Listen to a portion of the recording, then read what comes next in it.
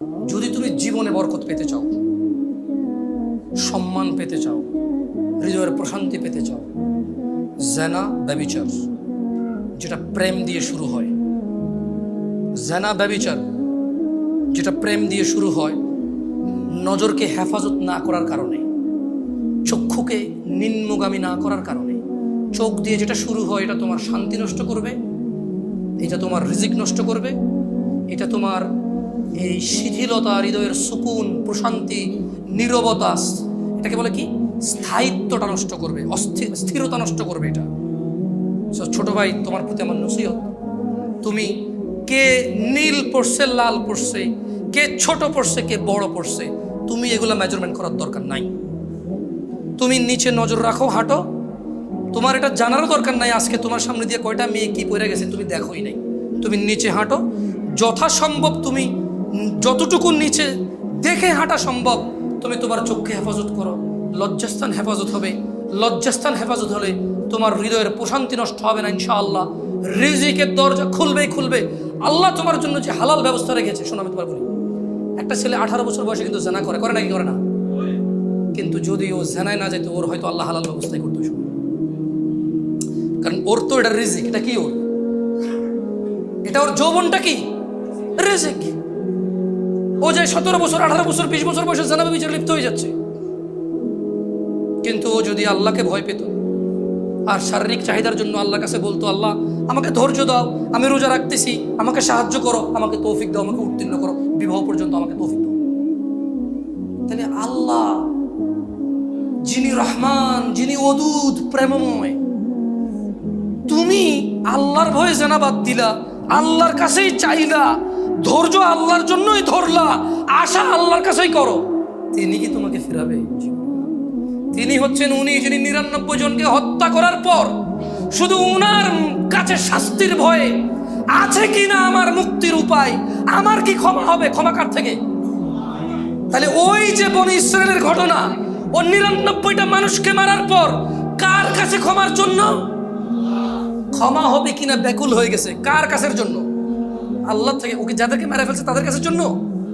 ও তো টেনশন করতেছে যে আমাকে কি মাফ করবে কেউ, আল্লাহ কি আসে যে আমাকে মাফ করবে, বা আমার কি ক্ষমা হবে?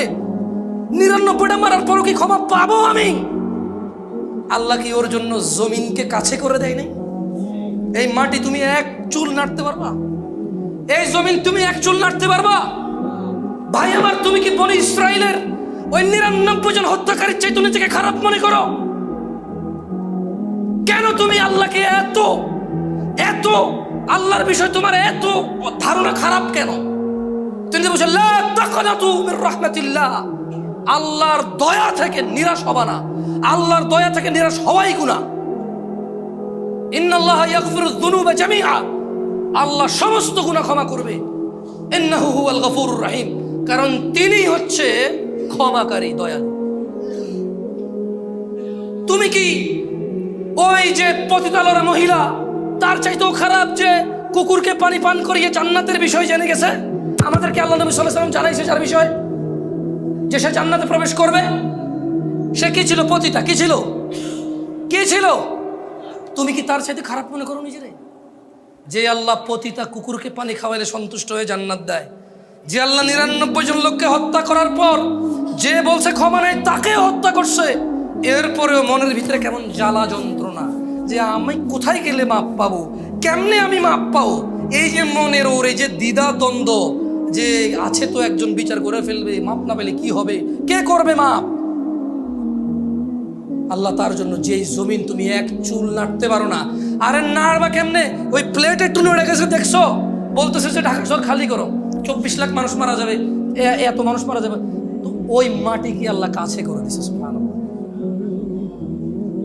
বুঝছো তো যুবক ভাই আমার, আল্লাহ কেমন? হ্যাঁ, আল্লাহর বিষয়টা বুঝতে পারছো তো? ওনার ইচ্ছা।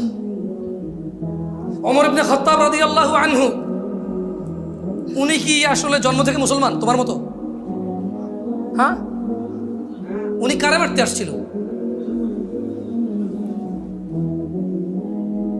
আল্লাহ সুবহানাহু ওয়া তাআলা ওনাকে ওমর ইবনে খাত্তাব বানাই দিয়েছে রাদিয়াল্লাহু আনহু।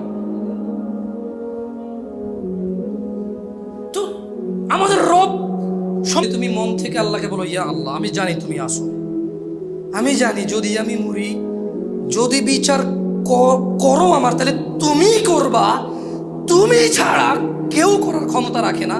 আমি তোমার কাছে আত্মসমর্পণ করলাম, আমাকে মাফ করো। তুমি বিচার করলে আমার কেউ বাঁচাতে পারবে না, আমি কই যাব? এই কথা বলে কি ফিরে আসা যাবে? প্রেমিকা আত্মহত্যা করলে বাংলাদেশের আইনে তোমার কিচ্ছু হবে না। আমি বলে দিচ্ছি, বাংলাদেশে প্রেম নিয়ে কোনো আইন নাই, প্রেম কোনো অধিকারের মধ্যে পড়ে না। আমি আবারও বলে যাই, বাংলাদেশে প্রেম কোনো অধিকারের মধ্যে পড়ে না। যদি প্রেম অধিকারের মধ্যে পড়তো তাহলে পুলিশ কেন যায় যায় হোটেলের মধ্যে অভিযান করে লোক ধরে নিয়ে আসে? ওরা তো প্রেম করতে গেছে ওখানে। পুলিশ কেন পার্কে গিয়ে যুগলদেরকে ধরে নিউজে দেখায় দেয়, মা বাপরে ডাইকে নিয়ে আসে যে নিয়ে যাও তোমার বাচ্চা পার্কে এসে স্কুল ড্রেস পরে প্রেম করতেছে? তাইলে ওখান থেকে বোঝা যায় প্রেম একটা অপরাধ এই দেশে। রাষ্ট্রীয়ভাবে প্রেমেরটা কি অপরাধ। আচ্ছা, তোমাকে রাষ্ট্রীয়ভাবে বলবে না, রাষ্ট্র বলবে যে তুমি ফ্রি ভাই, যা খুশি তা করো, ইউ হ্যাভ ইউর ফ্রিডম। কিন্তু তুমি পার্কে যায় মহিলাদের বসে থাকো, তোমার ধরে নিয়ে আসবে পুলিশ। তোমার প্রেমিকার সাথে প্রেম ঘনিষ্ঠ করার জন্য হোটেলে যাও, তোমার পুলিশে ধরে নিয়ে যাবে। বুঝে আসছে না? আসে নাই? তো তোমরা যারা ভয় আসো, শেখ আমি ছাড়তে চাচ্ছি, ও বলে যে আত্মহত্যা করবে, কি করবো? আরে ভাই তোর কি, ওর হায়াত না থাকলে মরে যাবে ও। তবে হ্যাঁ, তুই ওর ইজ্জত নষ্ট করবি না ভাই আমার, তুমি ওর ইজ্জত নষ্ট করবা না, ওর সম্ভ্রম নষ্ট করবা না, ওর ভিতরে এই সংশয় ঢুকাই দিবা না যে তোর সতীত্ব তো আমি নিয়ে নিছি, এখন চোখে যেই বিয়ে করবে সে বুঝবে তুই আর সতীত্ব না, তুই বিবাহ বহির্ভূত সম্পর্কে জড়িত ছিলি বিবাহের পূর্বে। তুমি তাকে এ ভয় দিয়ে দিও না, তুমি তার সাথে কথা বলিও না, তুমি তার সম্মান নষ্ট করিও না, তুমি তাকে মাসালামা বলার দরকার নাই, তুমি তার কি তোর সাথে ব্রেকআপ এটা বলার দরকার, এটা বলো না। আমি তোমাদেরকে বললাম, আমি তো ফটো দেই না, কোনো অপরিচিত মহিলাকে ব্রেকআপ বলাও গুনাহ, কারণ ওর সাথে কথা বলাই তো জায়েজ নাই ভাই অপ্রয়োজনে। তোমার সাথে ভাই আমি আর সম্পর্ক রাখবো না, তোর সম্পর্ক কি বল? সম্পর্ক থাকলে না মানুষ রাখে না, কি সম্পর্ক বল? হ্যাঁ, বোনরা কি আছে, মহিলারা কি আছে? বোন, দুশ্চরিত্র ছেলেকে বিয়ে করবা না। কোন মেয়ে যে প্রেম করে প্রেমিককে বিয়ে করে সে দুশ্চরিত্র পুরুষকে বিয়ে করলো, তার এই কমপ্লেন দেওয়া উচিত নয় যে আমার হাজবেন্ড পরকীয়া করে মোবাইলে মেসেজ দেখার পর আমার থাপ্পড় দিছে, বললো যে জায়েজই নাই, তুমি আমার অনুমতি সহ আমার মোবাইল দেখবা। ফটো দেখছেন জামাই,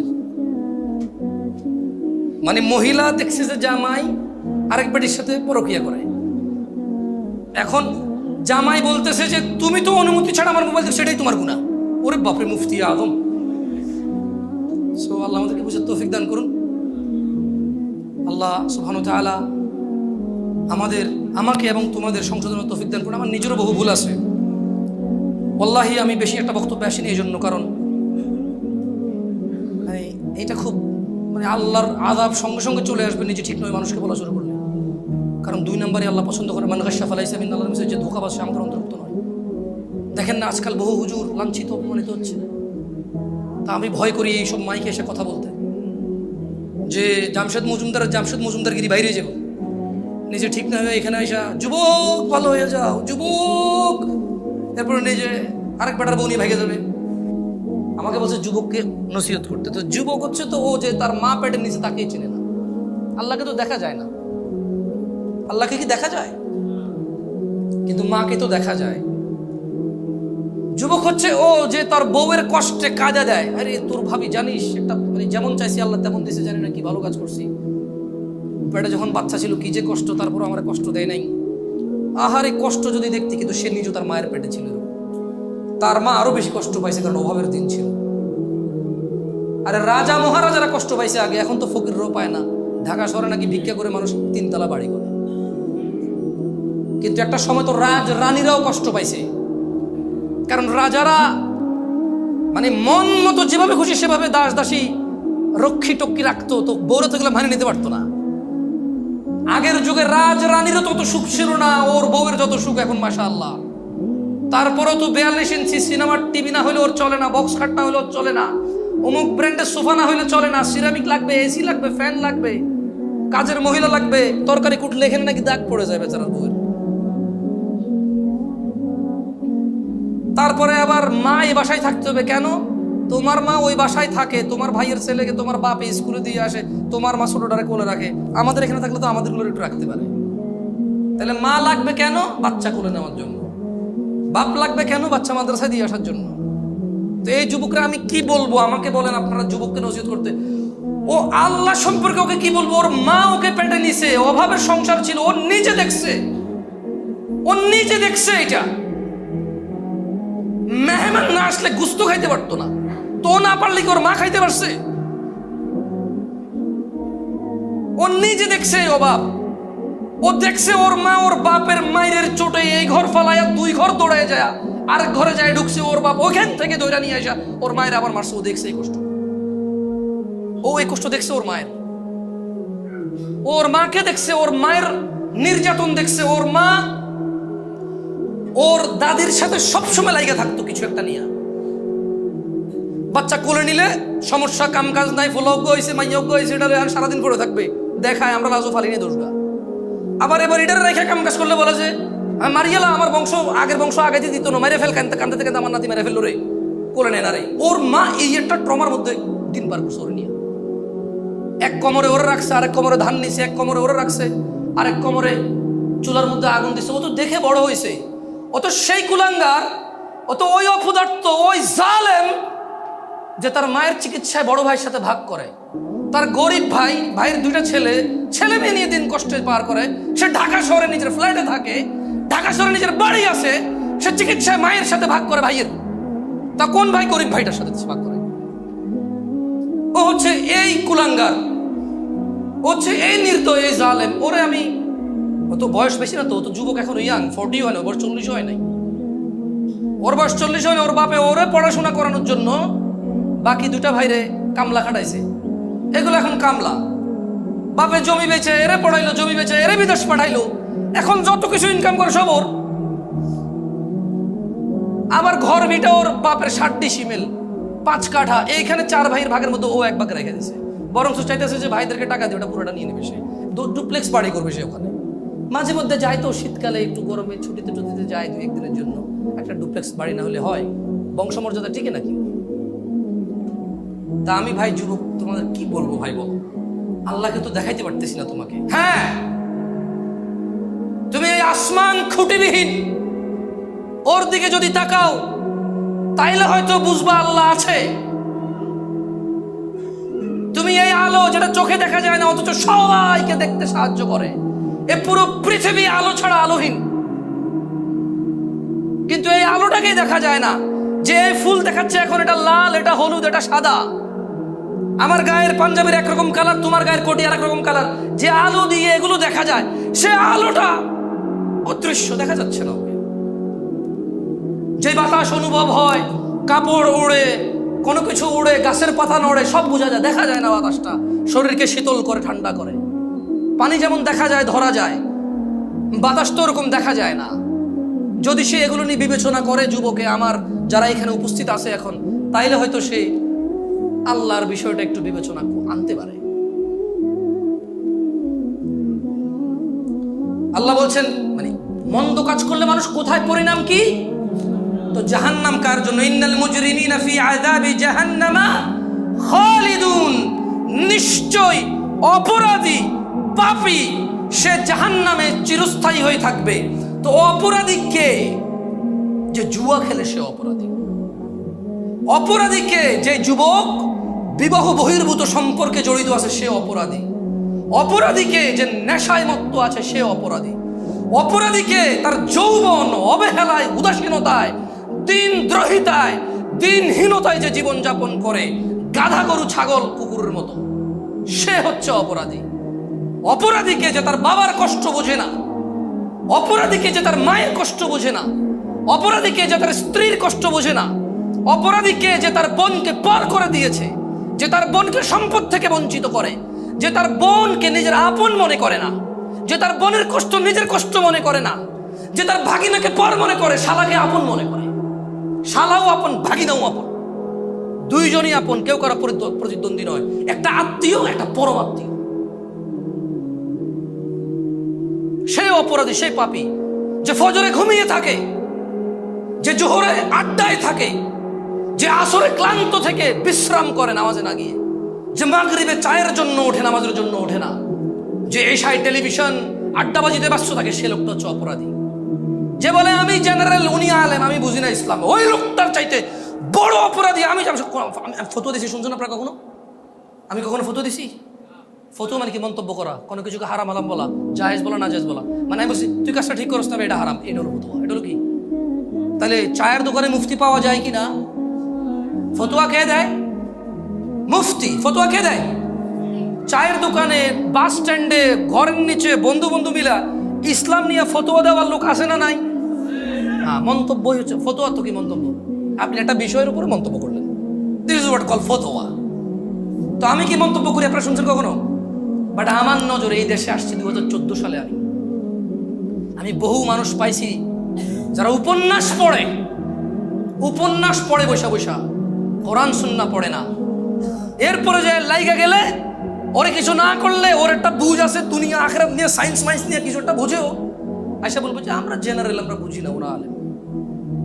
এর চাইতে পথভ্রষ্ট লোক আমি আমার চোখে দেখি নাই, যে নিজেকে জেনারেল বলে সেপারেট করে ফেলে, আর কোরআন সুন্নাহ যারা জানে তাদেরকে আলেম বলে একটা গ্রেডিং করে ফেলছে। কি করে ফেলছে? আমরা জেনারেল, ধর্ম কি আমরা বুঝি, এক হুজুরে একটা কোনটা হুলমু ধর ভাই, তারা তাদের কথা, আমি আমার কথা। আরে তো ওরে কি আলেম হওয়া নিষেধ নাকি? ওর আলেম হওয়া নিষেধ? ওর ইসলাম পড়া নিষেধ? তোমাদের ইসলাম পড়া নিষেধ? সত্য করে বলো। এই কেউ ভিডিও তো অধিক হচ্ছে না, না ভিডিও তো অধিক হচ্ছে না, ঠিক আছে? কারা কারা দেখে সুন্দর করে, মানে কনফিডেন্ট আছে যে আমার পড়া শুদ্ধ, আমি চাইলে এখানে মাইকে এসে পড়তে পারবো, আমার পড়া শুদ্ধ? হাত তোলেন তো। কোরআন দেখে পড়তে পারেন শুদ্ধভাবে, হাত তোলেন। মাশাআল্লাহ, নামান ছাড়ছে, হইছে বাপরে। তো বাকিদেরকে নিষেধ। জীবনে কোথাও শুনছেন কোম্পানির মালিক আর পিয়নের বেতন এক হয়? মানে মালিক যা পাইছে পিয়ন তাই পাইছে, এরকম হয়? কখনো শুনছেন? কখনো শুনছেন ডিএজির বেতন আর হাবেলদারের বেতন এক হয়? কখনো শুনছেন কোম্পানির ঊর্ধ্বতন ম্যানেজার আর হলো যে এই যে চা নিয়ে আসে বা ক্লিনার, তার বেতন এক হয়? যদি এক হয়, কেউ কি ওই কোম্পানির ক্লিনার হওয়াটাকে সৌভাগ্যবান মনে করবে না? করবে কিনা? ধরেন আপনি মাস্টার ডিগ্রি পাস, এক জায়গায় বলছে ভাই ম্যানেজার হও, বেতন 40,000। আরে বলতেছে যে আমার কোম্পানিতে চলে আয় ভাই, আমি কোম্পানির সিইও, মাসে 5 লাখ টাকা বেতন নেই, তুই চাটা এনে দিবি, তোরও 5 লাখ দিব ভাই, আমরা মানে এক জায়গায় থেকে 2 রকম বেতন নিব না ভাই। তো এই মাস্টার ডিগ্রি পাস লোক কি 40,000 বেতনে যায় ম্যানেজার হবে, নাকি 5 লাখ টাকা বেতনে যায় পিয়ন হবে? কি হবে? তো খায়রুকুম মান তাআল্লামাল কুরআন ওয়া আল্লামা। তোমাদের মধ্যে তোমাদের মধ্যে ওই ব্যক্তি উত্তম, কম বেশি বলে না কিন্তু, বলছে তোমাদের মধ্যে ওই ব্যক্তি উত্তম যে শেখে এবং যে শিখায়। আরে ওয়াল্লাহি হাদিসে কোনো পার্থক্য করে নেই। হ্যাঁ, ভিন্ন ভিন্ন মর্যাদা আছে। আমি যারা শিখাচ্ছি সে যা পড়ে সেটা সওয়াব আমার আসবে, সেটা সওয়াব কি আমার আসবে, এটা ভিন্ন ভিন্ন আছে। এবারে সে যারে শিখাবে তারটা সে পাবে, এই দুজনেরটাই আমি পাবো, কারণ আমি শিখেছি। এমএলএম বুঝুন তো, এমএলএম শেখ হাসিনা বন্ধ করে দিয়েছিল, যে হাজার হাজার মানুষের টাকা মারি গেছে। হ্যাঁ, এক শ্রেণীর হুজুররাই বাইরে ছিল তখন, বাইরে বলছে যে টাকা দাও, জমি কিনে ডাবল করে দেবো, গাছ লাগাবো, মাছ লাগাবো, এই করবো সেই করবো। একবারে পাবলিক মহিলারা দুলা ভাইয়ের কথায় জামাইয়ের বিদেশে একটা ডিপিএস সুদ মুদে যা জমা রাখছে সব আইনা না জানাইয়া বোন থেকে ভাই থেকে হাওলাত দিয়ে দিয়েছে সব গায়ে। হ্যাঁ, এখন জামাই বলতেছে তোর আমি তালাক দিব, তুই কার লগে প্রেম করছিস, পর বিয়ে করছিস, ওরা টাকা দিয়ে দিছিস। দুলা ভাই বলতেছে কখন শালি তুমি আমার কখন টাকা দিছো? এরকম তো কোনো কথা নাই। এই তোমরা কি দেখছো আমার টাকা দিছে? কয় না। কারণ দুলা ভাই তো বলছে কাউরে কইস না, ওই কাউরে কয় নাই। তো যারা এমএলএমটাকে ভালো করে বুঝেছে, আফসোস তারাও খায়রুকুম মান তাআল্লামাল কুরআন ওয়া আল্লামাকে বুঝে নাই। অথচ ওইটা ছিল ফেক, এটা হচ্ছে রিয়েল। ওইটা অসত্য, এটা সত্য। এটা কেমন সত্য? এটা চিরন্তন সত্য, যে আমি যারা শিখাবো সে যারা শিখাবে আমার পর্যন্ত এসে পৌঁছাবে। তাইলে যারা আপনারা কোরআন দেখে পড়তে পারেন না, আপনাদের জন্য কি নিষেধ ছিল কোরআন পড়া? এখনো কি নিষেধ? নাকি জেনারেল আর আলেম? আপনি জেনারেল না? আল্লাহ যদি কিয়ামতে বলে মান রাব্বুক, বলুন যে ইয়া আল্লাহ আনা জেনারেল, ইয়া আল্লাহ আন্নী জেনারেল। লা হাওলা ওয়ালা কুওয়াতা ইল্লা বিল্লাহিল আযীম। মাশাআল্লাহ আলাইকুম আনতুমা জেনারেল। জেনারেল মানে কি? সাধারণ। কথা কমতে মানে লুঙ্গি টুঙ্গি ধইয়া এই বেটা ফকিরদের বলা যে আছে আমাদের চাইতে এলাকায় কথা কইব, কিন্তু ইসলামের সাথে আনা সাধারণ। হ্যাঁ ওয়াল্লাহ আমি দেখছি তো, কইতাছে যে এমন কোন মানুষ আছে আমার বাপের খাই নাই, ইসলাম এলাকা আনা মাসকি। জেনারেল অর্থ কি? তো সাধারণ কেন আপনি? কারণটা কি?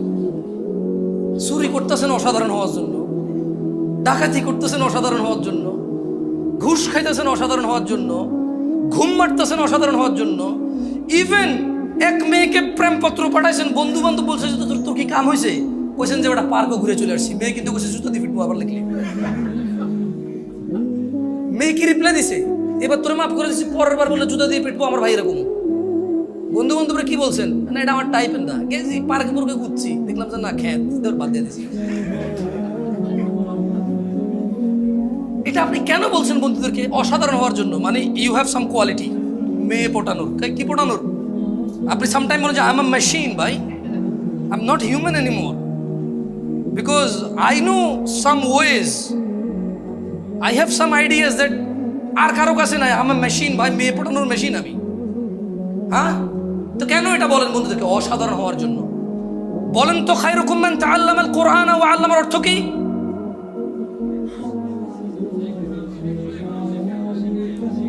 আপনি উস্তাদ থেকে কত কম পাইছেন এখানে? মানে যে শিখাচ্ছে আর আপনি যে শিখতেছেন কত কম পাইছেন এখানে?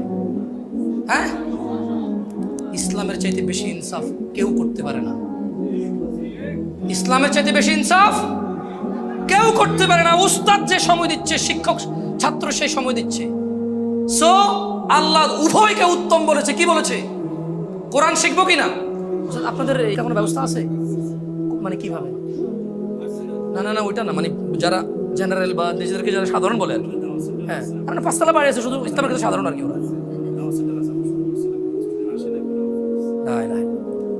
এখানে কারা আছেন যারা এই এরিয়ায় 20 মিনিটের মধ্যে পৌঁছাতে পারেন? এখানে হাত তুলেন তো।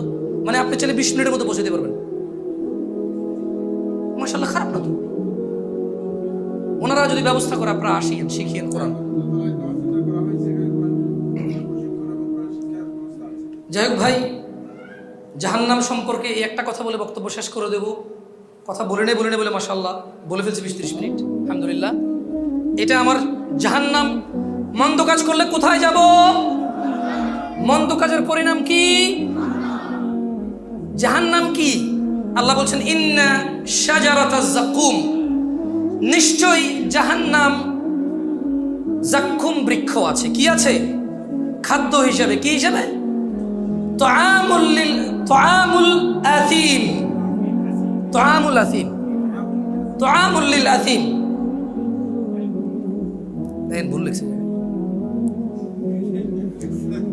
ভুল না? তুআমুল আথিম সূরা ওয়াকিয়া। হ্যাঁ, তুআমুল আথিম। তার মানে দুইটা আছে, তুআমুল লিল আথিম আছে, আবার তুআমুল আথিমও আছে। সো ইন্না শাজারাতাজ যাকুম, নিশ্চয় যাক্কুম বৃক্ষ, তুআমুল আথিম পাপীদের খাদ্য, কাল মুহলি ইয়াগলি ফিল বুতুন, গলিত তামার মতো। কল্পনা করা যায়? জাহান্নামে কি খাবে? ঘুষের টাকা যারা গরুর গোস্ত খায়, সুদ, দুর্নীতি, মিথ্যাচার, অত্যাচার, জুলুম করে যারা ভালো মন্দ খায়, ভালো মন্দ পরে, আখেরাতে খাবার কি? জাকুমটা কেমন? গলিত তামার মতো, যেটা পেটে যায় ফুটতে থাকবে। কি করতে থাকবে? হ্যাঁ, পেটে যায় কি করবে? ফুটতে থাকবে। সুবহানাল্লাহ।